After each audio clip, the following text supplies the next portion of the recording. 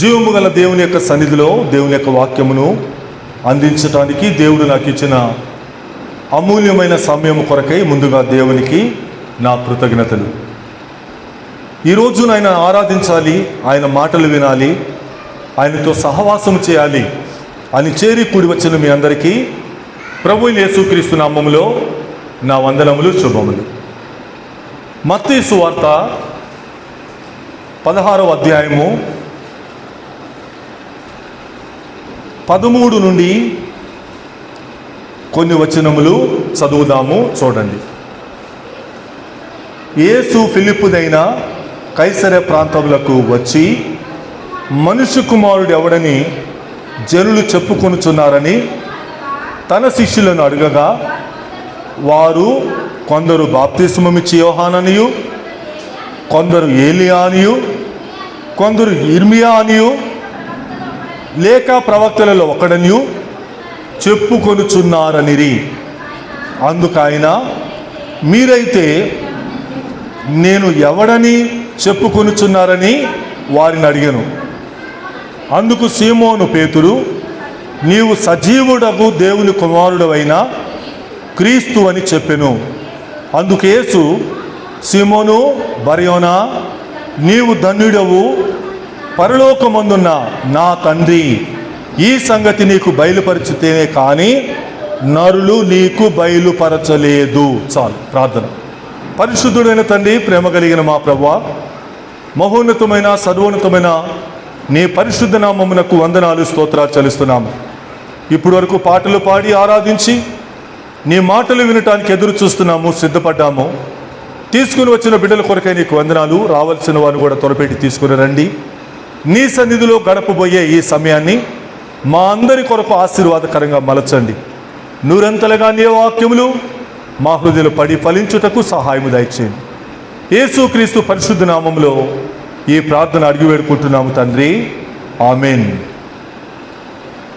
ఒకానొక రోజు యేసుక్రీస్తు వారు తన శిష్యులను చూచి ఒక ప్రశ్న వేశాడు. అయ్యా, జనులు నన్ను గురించి ఏమని చెప్పుకుంటున్నారు? అప్పటికే ఆయన కొన్ని కార్యాలు చేశాడు, అప్పటికే కొన్ని అద్భుతాలు ఆయన చేశాడు, అప్పటికే కొన్ని సూచక క్రియలు ఆయన భూమి మీద చేశాడు.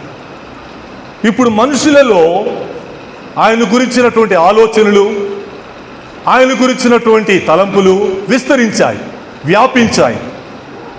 ఇప్పుడు ఆయనకు ఒకరోజు తన శిష్యులను ప్రశ్నించాడు ఇలాగా, అయ్యా, నన్ను గురించి ప్రజలు ఏమనుకుంటున్నారు? ఏం చెప్పుకుంటున్నారు? వారి అభిప్రాయం ఏంటి? వారి ఆలోచన ఏంటి అని వారిని ప్రశ్నించడం జరిగింది. వెంటనే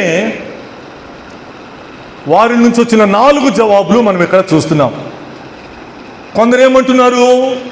బాప్తిస్మం ఇచ్చే యోహాను చేశాడు, ఆయనే వచ్చి కార్యాలు చేస్తున్నాడని అంటున్నారు. కొందరు ఏమంటున్నారు? ఏలియా, మరోసారి ఏలియా దిగి వచ్చాడని ఆయనను ఏలియా అని అనుకుంటున్నారు. మరికొందరు ఏమనుకుంటున్నారు? ఆయన ఇర్మియా, ఆయన గొప్ప ప్రవక్తలలో ఒకడున్నాడే ఇర్మియా అని కొంతమంది అనుకుంటున్నారు. ఇంకా ప్రవక్తలలో చాలామంది ఉన్నారు, చిన్న పెద్ద ప్రవక్తలు ఉన్నారు, వాళ్ళలో ఒకడు అని అనుకుంటున్నారయ్యా అని ఒక వార్తను యేసుక్రీస్తు వారికి చెప్పడం జరిగింది. సరే, మనుషులలో ఉన్న 4 అభిప్రాయాలు ఆయన సేకరించాడు. మనుషులలో ఉన్న 4 యొక్క జవాబులు ఆయన స్వీకరించాడు.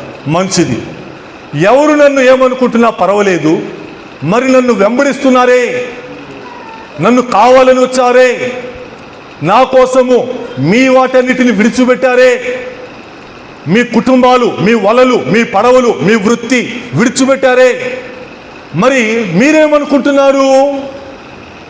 మీ ఆలోచన ఏమిటి? సరే, వారి ఆలోచన ఇదని మనం తెలుసుకున్నాం. సరే, వారి ఆలోచన వారిది. నువ్వు ఇలా ఎందుకు ఆలోచిస్తున్నావు?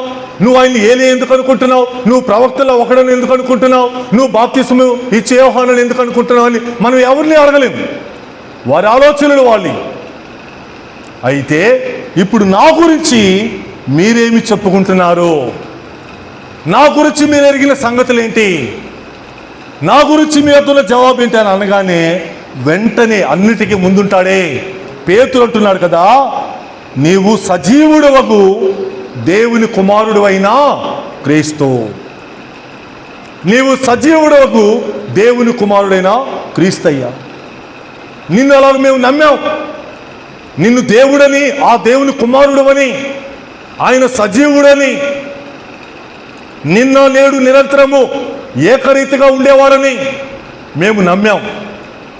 కాబట్టి నీవు సజీవుడకు దేవుని కుమారుడు అని ఎప్పుడైతే చెప్పాడో, యేసుక్రీస్తు వారు అన్న మాట ఏంటి తెలుసా, నీవు ధన్యుడవు సీమోను, తండ్రి నీకు బయలుపరిచితే తప్ప, తండ్రి నీకు విషయము తెలియపరిస్తే తప్ప నీకు అలా మాట చెప్పలేవు. నువ్వు అలా చెప్పగలిగావంటే తండ్రి నీకు చెప్పాడు కాబట్టే, తండ్రి నీకు బయలుపరిచాడు కాబట్టే, తండ్రి నా గురించి నీకు చెప్పగలిగాడు కాబట్టే నువ్వు చెప్పగలిగావు అని అద్భుతమైన సాక్ష్యము యేసుక్రీస్తు వారి గురించి, ఆ పేతురు గురించి యేసుక్రీస్తు వారు చెప్పడం జరిగింది. ఈరోజు నలుగురు గురించి మీ వద్దకు తీసుకొని వస్తాం. నలుగురు కూడా ప్రత్యేకమైన వారే. నలుగురు ఆయన గురించి ఏమనుకున్నారు, ఆ తదుపరి మనమున్నాము కదా, ఆయన బిడ్డలు మనం చెప్పుకుంటున్నాము కదా, ఆయన మందిరానికి వస్తున్నాం కదా, మనమేమి చెప్పుకుంటున్నాము కూడా మన నుండి ఒక జవాబు ఈరోజు రావాలి. చాలా మందిలో అభిప్రాయాలు ఉన్నాయి, చాలా మందిలో ఈయన ఇలాంటి వాడు, ఈయన ఇలాంటి వాడు అని అనుకుంటున్నారు. మనము కూడా చెప్పాలి ఆయన ఎలాంటి వాడో. మొదటిగా మరి పేతురు గురించి మనం చదివాం కదా, ఆయన గురించిన మరికొంచెం వివరం యోహాను సువార్తలోనికి వెళ్దాం రండి. 6వ అధ్యాయము 66వ వచనము నుండి. అప్పటి నుండి ఆయన శిష్యులలో అనేకులు వెనక తీసి మరి ఎన్నడూను ఆయనను వెంబడింపలేదు. కాబట్టి యేసు మీరు కూడా వెళ్ళిపోవాలని ఉన్నారా అని ఆయన 12 మందిని అడగగా, ఒక్క నిమిషం, ఇక్కడ ఆయన శిష్యులలో అనేకులు ఒకరోజు ఆయన మాటలు విని, ఒకరోజు ఆయన బోధ విని, ఒకరోజు ఆయన ప్రసంగం విని వెళ్ళిపోయారు, వెనక తీసి వెళ్ళిపోయారు, తోక ముడిచి వెళ్ళిపోయారు, అడుగులు వేసి వెళ్ళిపోయారు. అనేకులు వెనక తీశారు, చాలామంది నచ్చక వెళ్ళిపోయారు. మరి ఎన్నడూ కూడా ఆయనను వెంబడించలేదట. అరే పొరపాటుగా వచ్చామా, ఆవేశపడి వచ్చామా, తొందరపడి వచ్చామా, మరోసారి ఆలోచిద్దామే అని అనుకోలే ఎవరు. వెళ్ళిపోయిన వాళ్ళు వెళ్ళిపోయినట్టుగానే వెళ్ళిపోయారు. ఆయనను వెంబడించినంత కాలం వెంబడించారు, ఆయనతో అద్భుత కార్యములు చూసినంత వరకు చూశారు, ఆయనతో కలిసి భోజనము చేసినంత వరకు చేశారు, సహవాసము చేసినంత వరకు చేశారు. ఆ రోజు ఆయన నోటి నుంచి వచ్చిన ఒక మాట విని అనేకులు వెళ్ళిపోయారు. ఏమొచ్చింది ఆయన నోటి నుంచి మాట? శరీరము కేవలము నిష్ప్రయోజనము, ఆత్మయే జీవింపజేస్తుంది. శరీరము నిష్ప్రయోజనము, శరీరము ప్రయోజనమైనది కాదు, ఆత్మ చాలా ముఖ్యమైనది, ఆత్మయే మనల్ని జీవింపజేస్తుంది అని ఆయన చెప్పిన మాట విని వెళ్ళిపోయారు వెనక్కి. మేము శరీరము కోసం వచ్చామే, మేము అద్భుతముల కోసం వచ్చామే, మేము ఆశ్చర్యకార్యములు చూద్దామని వచ్చామే, మాకు భోజనము దొరికిద్దని వచ్చామే అని వారు అనుకున్నారు. ఎప్పుడైతే ఆయన నోటి నుంచి ఆ మాట విన్నారో అనేకులు వెనక తీసి వెళ్ళిపోయారు. మరి ఎన్నడూ కూడా ఆయనను వెంబడించలేదు. కాబట్టి యేసు అక్కడున్న మిగతా శిష్యులు చూసి 12 మంది ఉన్నారు. అయ్యా, మీరు కూడా వెళ్ళిపోవాలనుకుంటున్నారా? మీరు కూడా వారిలాగా వెళ్ళిపోవాలనుకుంటున్నారా? వెనక తీయాలనుకుంటున్నారా? నేనేమి ఆపను, నేనేమి అడ్డు చెప్పను. వెళ్ళాలనుకుంటే మీరు కూడా వెళ్ళిపోవచ్చు అంటే అక్కడ పేతురు మరలా ఏమంటారో తెలుసా? సీమోను పేతురు, ప్రభువా, ఎవని యొద్దకు వెళతాము? నీవే నిత్య జీవపు మాటలు గలవాడు. ఎక్కడికి వెళ్తాము? ఎందుకు వెళ్తాము? మేము వచ్చింది వెళ్ళటానికి కాదయ్యా, నీతో సహవాసం చేయాలి, నీతో అడుగులు వేయాలి, మా ప్రాణం ఉన్నంత వరకు నీతోనే కలిసి నడవాలి. నిత్య జీవపు మాటలు గలవాడు. నీ దగ్గర మాటలున్నాయి, ఆ మాటల విలువ మాకు తెలుసు, నీ విలువ మాకు తెలుసు. మాకు పరలోకపు భోజనము సమృద్ధిగా నీ యొద్ద ఉంది. ఆ మాటలు చాలయ్యా. మనుషుడు రొట్టె వల్ల మాత్రమే కాదు కదా, దేవుని నోటి నుంచి వచ్చే ప్రతి మాట వల్ల బ్రతుకుతాడు కదా, అది మాకు తెలుసు. కాబట్టి నువ్వు ఉంటే చాలు, నీ మాట ఉంటే చాలు, నీవు నిత్య జీవపు మాటలు గలవాడు. పేతురు ఎరిగాడు. ఏమని చెప్పుకుంటున్నాడు? శిష్యులలో మొదటివాడు పేతురు, అన్నిటికీ ముందుంటాడు పేతురు. ఆ పేతురు ఇచ్చిన సాక్ష్యము జవాబు ఏమిటో తెలుసా? నీవు నిత్య జీవపు మాటలు గలవాడు, నీవు దేవుని పరిశుద్ధుడు అని మేము విశ్వసించి ఎరిగి ఉన్నాం. మేము అలా ఇలా ఎరగల, మేము గుడ్డిగా ఎరగల, మేము ఎవరో చెప్తేనో ఎక్కడో వింటేనో ఎరగల. మేము కన్నులారా చూసాం, మేము చెవులారా విన్నాం. నీవు దేవుని పరిశుద్ధుడవు, నీవు దేవుని పరిశుద్ధుడు అని మేము విశ్వసించి ఎరిగి ఉన్నాం. చాలామంది ఏమో అనుకుంటున్నారు. మీరేమనుకుంటున్నారు అంటే, పేతురు చెప్పిన శ్రేష్టమైన జవాబు, నీవు పరిశుద్ధుడైన దేవుని కుమారుడవు. మేము విశ్వాసం ఉంచాము, మేము నిరీక్షణ ఉంచాము, నిన్ను బలముగా ఎరిగామయ్యా. ఇప్పుడు ఏ శోధన మాకు వచ్చినా నీ నుండి మమ్మలను వేరు చేయదు. మా బలము, మా విశ్వాసము, మా నమ్మిక చాలా స్థిరమైనది. నేను మమ్మల్ని ఎవరు వేరు చేయలేరు. వాళ్ళు వేరైపోయారేమో, వాళ్ళు వెనకడుగు వేశారేమో, మేము అలాగ వేయము. ఎక్కడికి వెళ్తాము? నీవు నిత్య జీవపు మాటలు గలవాడు. ఈరోజు మొదటి వాణిని చూపించాను. పేతురు దేవుని ఎరిగాడు, దేవుణ్ణి హత్తుకున్నాడు, దేవుని అనుసరించాడు, ఆఖరి వరకు అడుగులు వేశాడు. భయంకరమైన హతసాక్షిగా పేతురు తన జీవితమును ముగించాడు. నీవే కావాలనుకొని వచ్చాడు, నీవే దేవుని పరిశుద్ధుడు అని నమ్మాడు, విశ్వసించి ఎరిగాడు. ఆ ఎరిగిన విధానమును హత్తుకొని బ్రతికాడు. అందుకంటాడు ఒక చోట పౌలు గారు కూడా, నేను నమ్మిన వాళ్ళని ఎరుగుదును, నేను విశ్వసించిన వాళ్ళని ఎరుగుదును, కనుక నేను సిగ్గుపడనంటాడు ఒక చోట. నువ్వు ఎరిగిన దేవుడు ఎట్టివాడో నిజముగా నువ్వు ఎరగలిగితే నువ్వు ఎప్పటికీ కూడా సిగ్గుపడవు. అలాగా పేతురు, అలాగా ఆ 12 మంది శిష్యులు ఆయనను ఆ రోజు ఎరిగారు. కాబట్టి మొదటి వ్యక్తిని మీకు చూపించాను. యేసుని గురించి ఎవరని చెప్పుకున్నారంటే, ఆయన దేవుని కుమారుడు, పరిశుద్ధుడి దేవుడి కుమారుడు, నిత్య జీవపు మాటలు గలవాడని ఆయనను ఎరిగి ఉన్నారు. ఇప్పుడు రెండో వ్యక్తిని చూపిస్తాను రండి. యోహాను సువార్త 11వ అధ్యాయము 25వ వచనం నుండి. అందుకు యేసు, పునరుద్ధానమును జీవమును నేనే, నాయందు విశ్వాసముంచువాడు చనిపోయినను బ్రతుకును, బ్రతికి నాయందు విశ్వాసముంచువాడు ఎన్నటికి చనిపోడు. ఈ మాట నమ్ముచున్నావా అని ఆమెను అడిగాను. ఒక్క నిమిషం ఆగుదాం. ఇక్కడ ఎవరుతో ఆయన ఈ మాటలు చెప్పాడు? మార్తతో చెప్పాడు. తన సహోదరుడు చనిపోయాడు. తన సహోదరుడు చనిపోతే ఆ విషయాన్ని ఆమె యేసుక్రీస్తు వారి దగ్గరికి వచ్చింది. వెంటనే ఆయన అక్కడికి వెళ్ళలేదు, పరిగెత్తుకొని అక్కడికి వెళ్ళలేదు. ఆమెతో మాట్లాడుతున్నాడు. ఆమె ఏమంటది? అయ్యా, నీవే గనక నా తమ్ముడి దగ్గర ఉంటే, నీవే గనక నా ఇంటిలో ఉంటే, నా ఇంటికి సమీపంగా ఉంటే నా తమ్ముడు చనిపోకుండా ఉండేవాడు. నువ్వు కొంచెము దూరముగా ఉన్నావు, నువ్వు కొంచెము దూరములో ఉన్నావు, అందుకే ఆయన చనిపోయాడయ్యా అని ఆమె కొన్ని సంగతులు యేసుక్రీస్తు వారితో మాట్లాడటం జరిగింది. ఇప్పుడు ఆయన అంటాడు, అమ్మా, పునరుద్ధానము నేను, జీవమును కూడా నేనే. నా యందు విశ్వాసం ఉంచేవాడు చనిపోయినా బ్రతుకుతాడు. నీవు నా యందు విశ్వాసం ఉంచావు కదా, నీ కుటుంబం నా యందు విశ్వాసం ఉంచింది కదా, నీ చెల్లెలు నీ తమ్ముడు నా యందు విశ్వాసం ఉంచి నన్ను ఎంతో ప్రేమించారు కదా. ఒకవేళ వాడు చనిపోయినా తిరిగి బ్రతుకుతాడు. మార్తమ్మ, నువ్వు కంగారు పడవద్దు, నీవు భయపడవద్దు, నీ తమ్ముడు బ్రతుకుతాడో లేదో అని ఆలోచించవద్దు. నువ్వు వచ్చింది ఎవరి దగ్గరికి? బ్రతికించగలిగిన వాని దగ్గరకు వచ్చావు. మరణించినా నీకు ప్రాణమును పోయగలిగిన వాని దగ్గరకు వచ్చావు. నా యందు విశ్వాసం ఉంచేవాడు చనిపోయినా బ్రతుకుతాడు.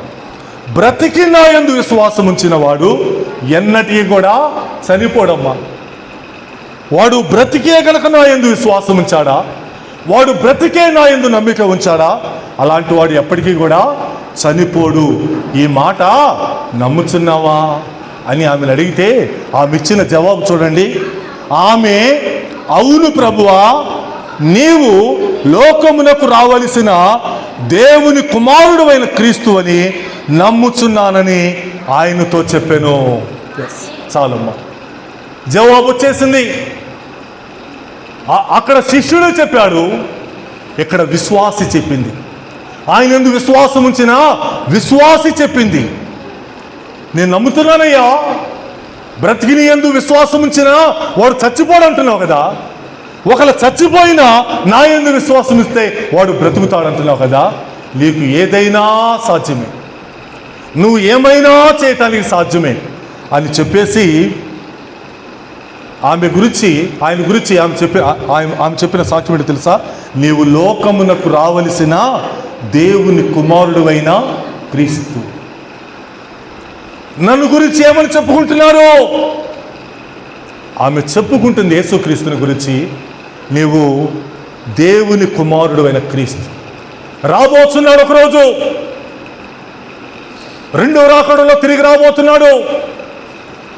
ఆ యేసు అని నేను నమ్ముతున్నానని ఆమె చెప్పింది. ఆమె సాక్ష్యం అది.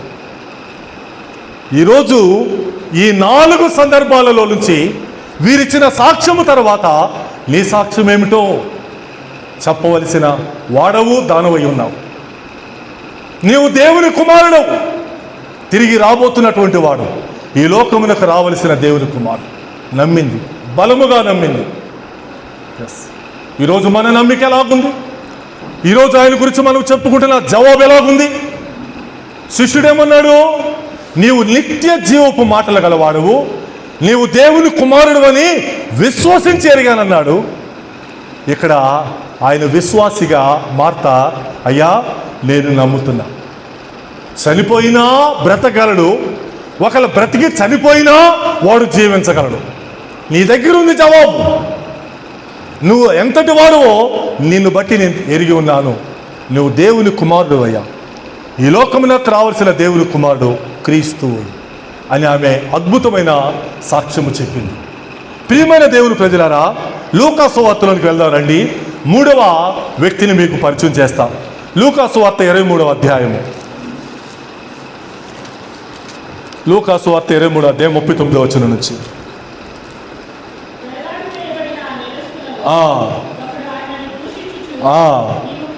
నీవు క్రీస్తువు కదా, నిన్ను నీవు రక్షించుకొనుము, మమ్మను కూడా రక్షించుమని చెప్పాను.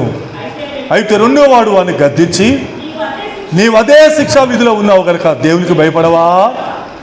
మనకైతే ఇది న్యాయమే, మనము చేసిన వాటికి తగిన ఫలము పొందుచున్నాము, కానీ ఈయన ఏ తప్పిదము చేయలేదని చెప్పి. ఒక్క నిమిషం, ఇదందరికీ తెలిసిందే.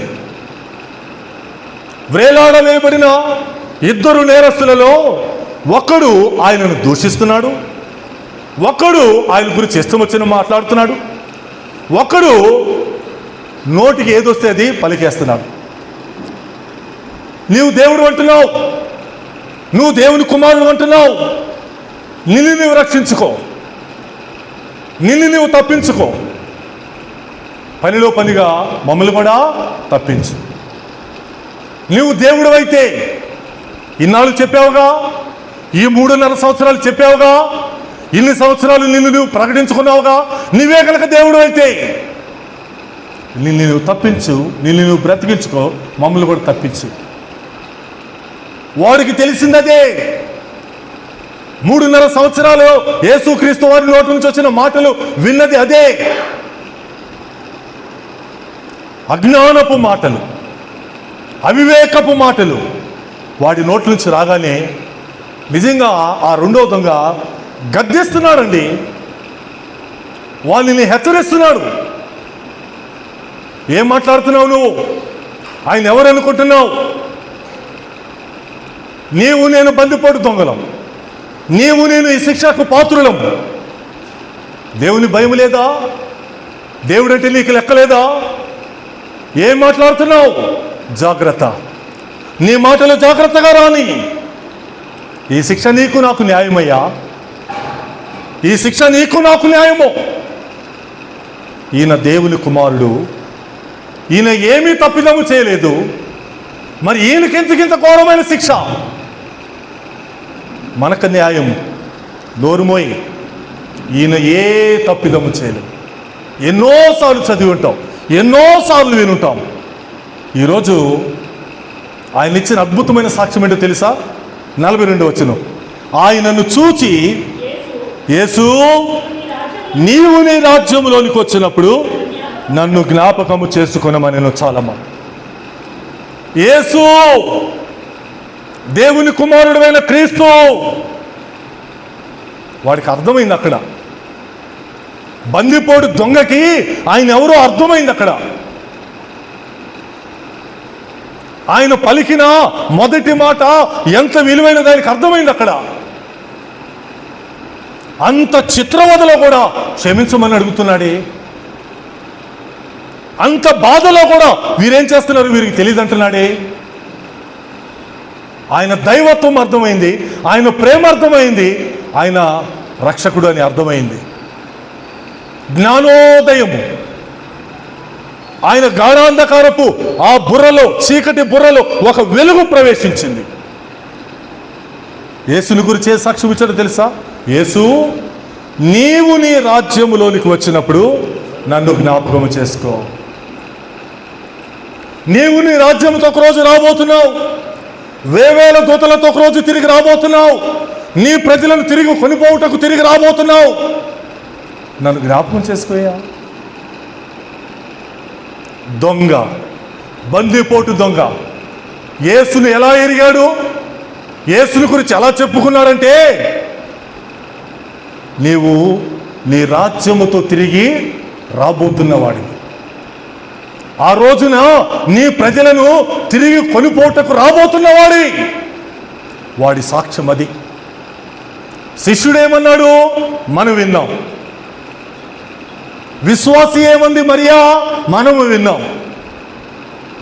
దొంగ ఏమన్నాడు వాడు కూడా ఆయన గురించి చెప్పుకున్నది మనం విన్నాం. ప్రియమైన దేవుని ప్రజలారా, ముగ్గురు ఆయన గురించి ఏమి చెప్పుకుంటున్నారో విన్నాం. 4వ వ్యక్తిని కూడా చూపిస్తారండి.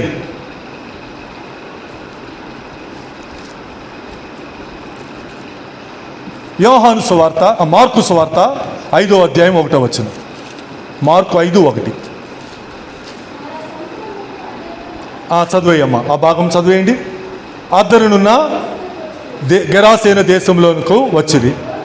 ఆయన ధోని దిగగానే సమాధుల్లో నుండి వచ్చి ఆయనకు ఎదురుపడెను. వాడు సమాధుల్లో వాసం చేసేవాడు. సంఖ్యలతో నేను బంధింపలేకపోయాను. సంఖ్యలు వేసి బంధించినను వాడు ఆ సంఖ్యలు తెంపి ఖాళీ సంఖ్యలను తొత్తినీయులుగా చేసిన గనుక ఎవడు కూడా వానిని సాధుపరచలేకపోయాను. వాడు ఎల్లప్పుడూ రాత్రింబగళ్ళు సమాధుల్లోనూ కొండలలోనూ కేకలు వేయచ్చు తన్ను తాను రాళ్లతో గాయపరుచుకొనిచుండెను. ఒక్క నిమిషం. ఇక్కడ యేసుక్రీస్తు వారు గెరాసేనుల దేశములకు వచ్చినప్పుడు ఆయన ధోని దిగగానే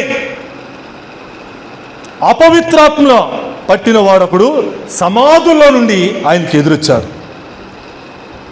వాడి నివాసమే అక్కడ, వాడి యొక్క బ్రతుకు తెరువే అక్కడ. ఎవరు కూడా వానిని బంధించలేకపోయారు, ఎవరు కూడా వానిని అదుపు చేయలేకపోయారు. సంఖ్యలు కడితే సంఖ్యలను తుంచేశాడు, వాటిని తుత్తునీయులుగా చేశాడు. ఆ బలం ఎక్కడిది? వాడిలో ఉన్న అపవిత్రాత్మది. ఆ దయ్యములు పట్టిన వాడిలో ఆ అపవిత్రాత్మ బలము చేత వాడు వాటన్నిటిని కూడా తెంపేస్తున్నాడు, తుత్తినీయులుగా చేస్తున్నాడు. ఎవ్వడు కూడా వారిని సాధుపరచలేకపోయారు, ఎవ్వరు కూడా వాడిని అదుపు చేయలేకపోయారు. వాడిని నియంత్రించడం ఎవరికి సాధ్యము కాల. ప్రియమైన దేవుని ప్రజలారా, వాడు రాత్రింబగళ్ళు సమాధుల్లో కేకలు వేస్తూ తాను రాళ్లతో గాయపరుచుకున్నాడు. ఇది వాడి పరిస్థితి. సమాధుల్లోనే వాడి నివాసము, రాళ్లతో గాయపరచుకోవటమే వాడి పని. ఎలా బ్రతుకుతున్నాడో, వాడి ఆహారం ఏంటో, వాడి నివాసం ఏమిటో. మనుషులు, వాని ఇంటి వారు, వాని స్నేహితులు, వాని బంధువులు అందరూ కూడా వానిని ఏదో చేయాలని చూసి చూసి చూసి వాడిని వదిలేశారు. ఇక వీడు బాగుపడడు, ఇక వీడు స్వస్థత పొందడు అని వాడి కర్మకు వాడిని వదిలేశారు. ఆ రోజే యేసుక్రీస్తు వారు వానికి ఎదురుగా వస్తున్నాడు. ఎప్పుడైతే యేసుక్రీస్తు వారు వానికి ఎదురొస్తున్నాడో, 6వ వచనం చూడండి. వాడు దూరము నుండి యేసును చూచి పరిగెత్తుకొని వచ్చి నమస్కారము చేసి. ఒక్క నిమిషం. ఎవడండి వాడు? దయ్యములు పట్టినవాడు. ఎవడండి వాడు? అపవిత్రాత్మల చేత బాధించబడుతున్న, పీడించబడుతున్నవాడు. దూరం నుండే యేసును చూశాడు. ఎలా తెలిసింది ఆయన యేసుని? దూరం నుంచే యేసుని వాడికి ఎలా తెలిసింది? వాడిలో ఉన్న అపవిత్రాత్మకు తెలిసింది, వాడిలో ఉన్న దయ్యముకు తెలిసింది. పరిగెత్తుకొని వచ్చి ఆయనకు నమస్కారం చేశాడు. అందరూ చేయట్లలాగా, మనుషులు ఎవరు అలాగా చేయట్లా, వాడు చేశాడు ఆ పని. దూరం నుండే చూశాడు, పరిగెత్తుకొని వచ్చాడు, నమస్కారము చేసి ఏమంటున్నాడు తెలుసా? యేసు, సర్వోన్నతుని దేవుని కుమారుడా, నాతో నీకేమి, నన్ను బాధపరచుకోమని దేవుని పేరట నీకు ఆనబెట్టుచున్నా. అపవిత్రాత్మ కూడా, దయ్యము కూడా యేసుక్రీస్తు ఈ గురించి ఏం సాక్ష్యం చెప్పిందో చూడండి. శిష్యుడు చెప్పాడంటే అర్థం ఉంది, విశ్వాసి చెప్పాడంటే అర్థం ఉంది, బందిపోటు దొంగ చెప్పాడంటే అర్థం ఉంది. అపవిత్రాత్మ, దయ్యము సాక్ష్యం ఇస్తుంది. యేసు, సర్వోన్నతుడైన దేవుని కుమారుడవు, నువ్వు దేవుని కుమారుడవయ్యా, నన్ను బాధపరచవద్దు. ఆయన ఎవరిని బాధపరుస్తాడు? దయ్యములను బాధపరుస్తాడు, అపవిత్రాత్మలను బాధపరుస్తాడు, వాటిని గద్దిస్తాడు, వాటి నుంచి తన ప్రజలను విడిపిస్తాడు. దయ్యములకు తెలుసు దేవుడెవరో, అపవిత్రాత్మలకు తెలుసు దేవుడెవడో. మమ్మల్ని బాధపరిచేవాడివి నీవు దేవుడవు, దేవుని కుమారుడవయ్యా, నాతో నీకేం పని? నన్ను ఇప్పుడు ఏం చేయబోతున్నావు? నన్ను ఏం చేయబోతున్నావు? భయపడుతుంది వాళ్ళు ఉన్న అపవిత్రాత్మ. ఇక ఆయన వస్తున్నాడు, ఆయన రాకను చూస్తున్నాడు. ఇక వానిలోంచి వెళ్ళగొట్టబోతున్న సంగతి ఆ దయ్యముకు అర్థమైంది, ఆ అపవిత్రాత్మకు. సో దయ్యము కూడా ఆయన గురించి సాక్ష్యం చెప్పింది. ఆయన ఎట్టివాడో, యేసు ఎంత గొప్పవాడో సాక్ష్యము చెప్పింది. నీవు దేవుని కుమారుడు, నన్ను బాధపరుస్తావు కాసేపు ఉంటే, నువ్వు నన్ను వదిలిపెట్టవు, నువ్వు నన్ను చూస్తూ చూస్తూ అలాగ దాటిపోవు, వాడిని బాగు చేయుట కొరకై నన్ను బాధ పెడతావు. ఇప్పుడు వాడిని విడిపించుట కొరకై నన్ను బాధపడతావు. ఇప్పుడు నువ్వు దేవుని కుమారుడు. దేవుని కుమారుడు అపవిత్రాత్మలను బాధపరుస్తాడు, దేవుని కుమారుడు దయ్యములను బాధపరుస్తాడు, తన ప్రజలను వాటి నుండి విడిపిస్తాడు. దయ్యముకు తెలుసు యేసు ఎవరో. ఈరోజు నీవు ఏమని చెప్పుకుంటున్నావు ఆయన్ని?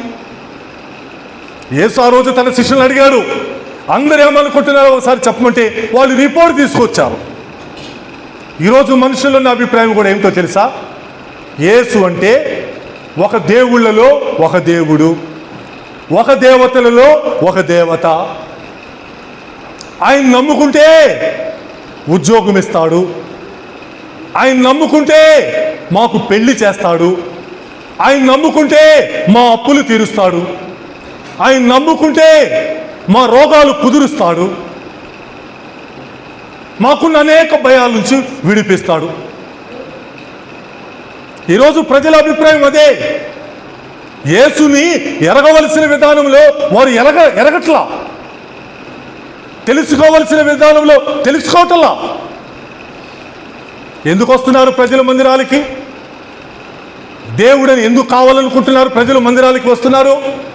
కేవలము ఆయన నుండి వారికి ఏదో లాభము కావాలి, కేవలము ఆయన నుండి వారికి ఏదో దొరకాలి.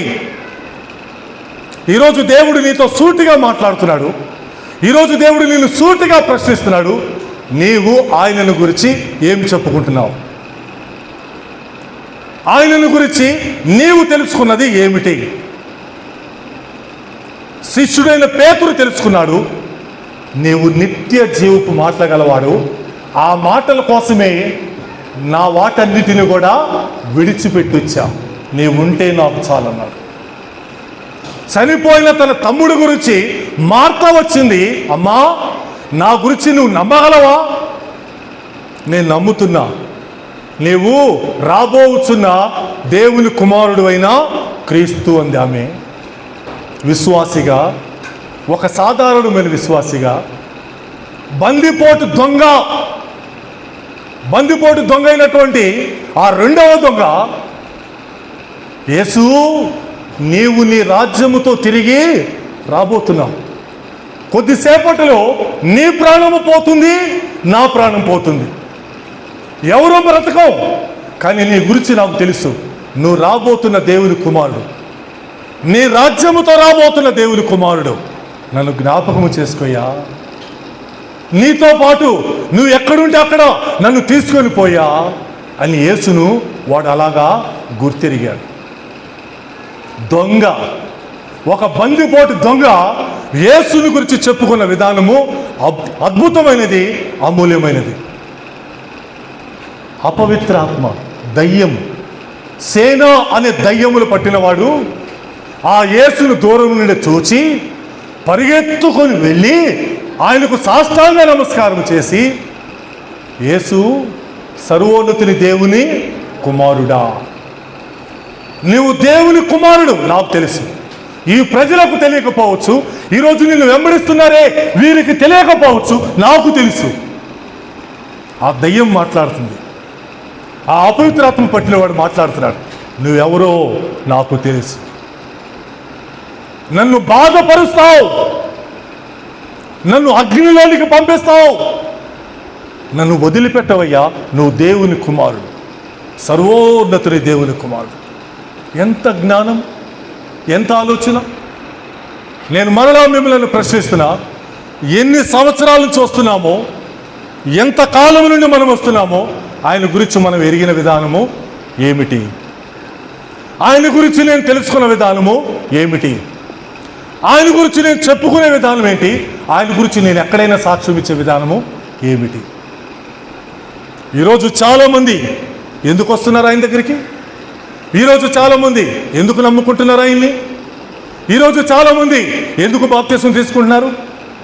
ఇంకా కొంతమంది ఆలోచన ఏంటంటే, బాప్తిస్మం తీసుకుంటే మా కష్టాలన్నీ పోతాయట, బాప్తిస్మం తీసుకుంటే మా కొరతలన్నీ అక్కరలన్నీ తీరుతాయట, మా కష్టాలన్నీ పోతాయట,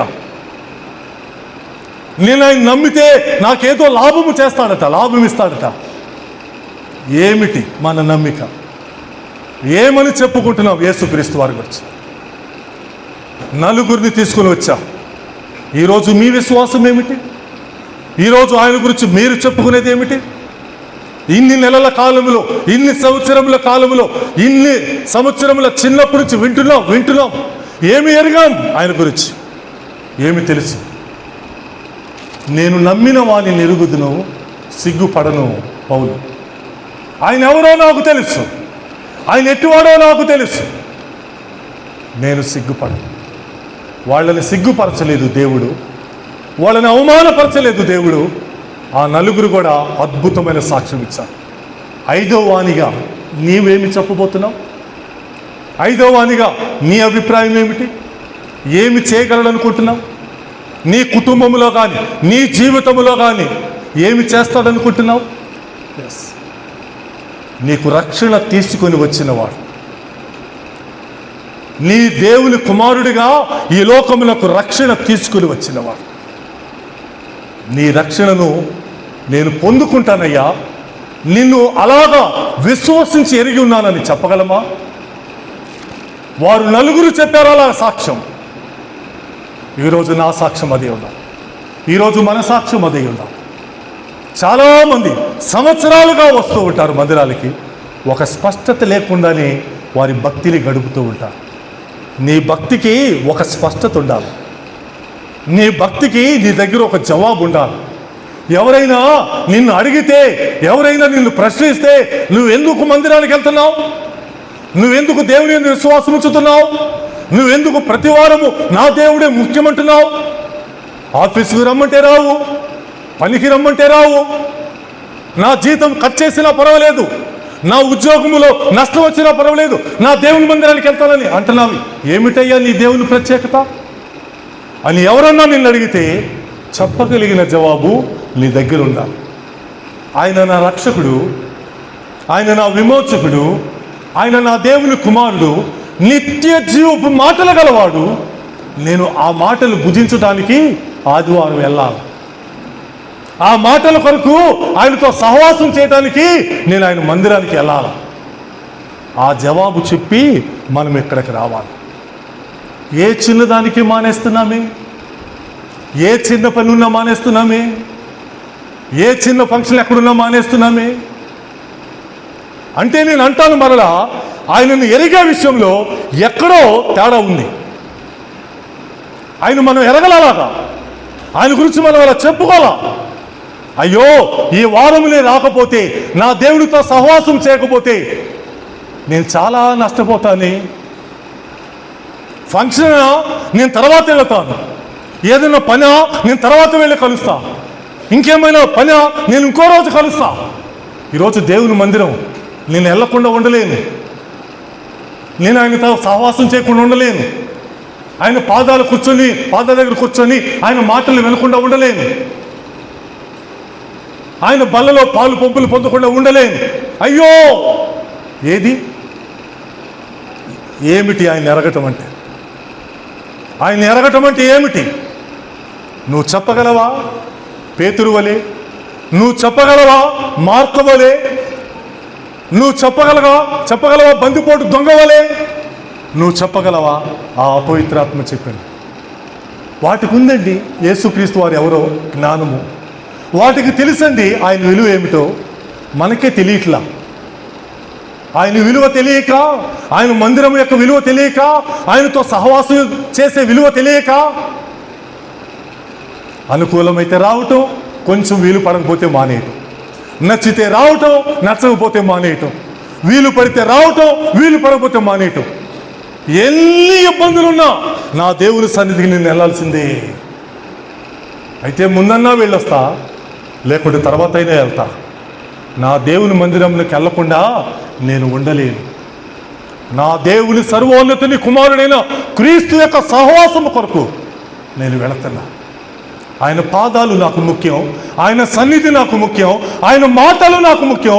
ఆ నిత్య జీవపు మాటలు ఆ వారానికి నాకు దొరకకపోతే ఆ వారమంతా నాకేదోగా ఉంటుంది.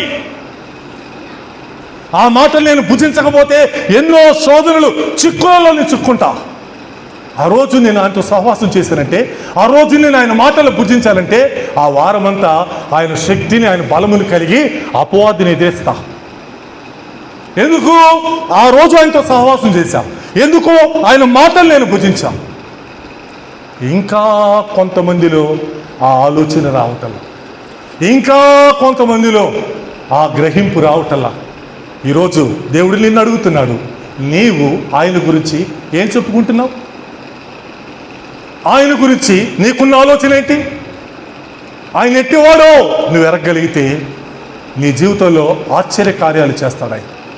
ఏదో ఇస్తాడని, ఏదో చేస్తాడని, ఏదో దొరికిద్దని, ఏదో పొందుకుంటానని వస్తున్నావా?